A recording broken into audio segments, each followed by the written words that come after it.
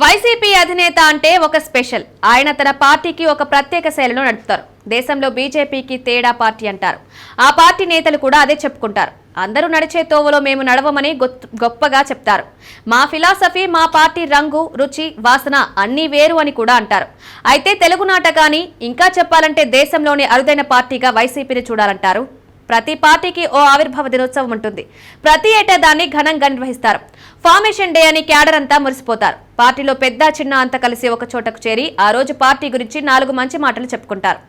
ఏడాదిలో చేసిన పనిని మననం చేసుకుంటారు. కొత్తేడాదిలో ఏం చేయాలో ఒక రకమైన రోడ్ మ్యాప్ ని రెడీ చేసుకుంటారు. అంతేకాదు, దాని ప్రకారమే ముందుకు సాగుతారు. ఇక పార్టీలు ఏటా వార్షికోత్సవాలు ఎందుకు అంటే కేవలం కార్యకర్తల కోసమే అని జవాబు వస్తుంది. అవును, మేము పలానా పార్టీలో ఉన్నాం, మా నాయకుడు ఆయన, మా ఫిలాసఫీ ఇది, మేము అధికారంలోకి వస్తామని ఎన్నో చేస్తామని గొప్పగా చెప్పుకుంటారు. అంటే ఇది పూర్తిగా కార్యకర్తల పండుగ అన్నమాట. నిజానికి కార్యకర్తలకు పార్టీకి మధ్య వారధిగా ఇలాంటి వ్యవస్థాపక దినోత్సవాలు ఉంటాయి.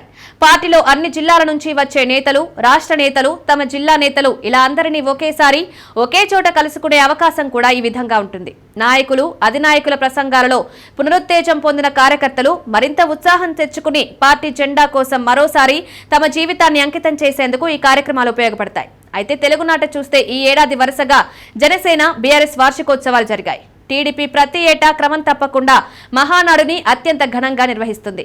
వామపక్షాలు వాటి పద్ధతిలో అవి చేస్తాయి. బీజేపీ కూడా చేసింది. కాంగ్రెస్ సైతం తన పంతాలో వార్షికోత్సవాలు నిర్వహిస్తోంది. కానీ వైసీపీ మాత్రం తన ప్లీనరీని నిర్వహించడం లేదు. నిజానికి వైసీపీ పుట్టి 15 ఏళ్లైంది. ఈ మధ్యలో గట్టిగా 2 లేక 3 ప్లీనరీలను నిర్వహించి ఉంటుందేమో అంటున్నారు. అంతకు మించి చేయడం లేదు. నిజానికి వైసీపీ ఏపీలో బలమైన ప్రాంతీయ పార్టీ, ఆర్థికంగా ఘనమైన పార్టీ. అటువంటి పార్టీ ప్రతి ఏటా ప్లీనరీని విజయవంతంగా నిర్వహించుకునే శక్తి సామర్థ్యాలు ఉన్నాయని అంతా అంటారు.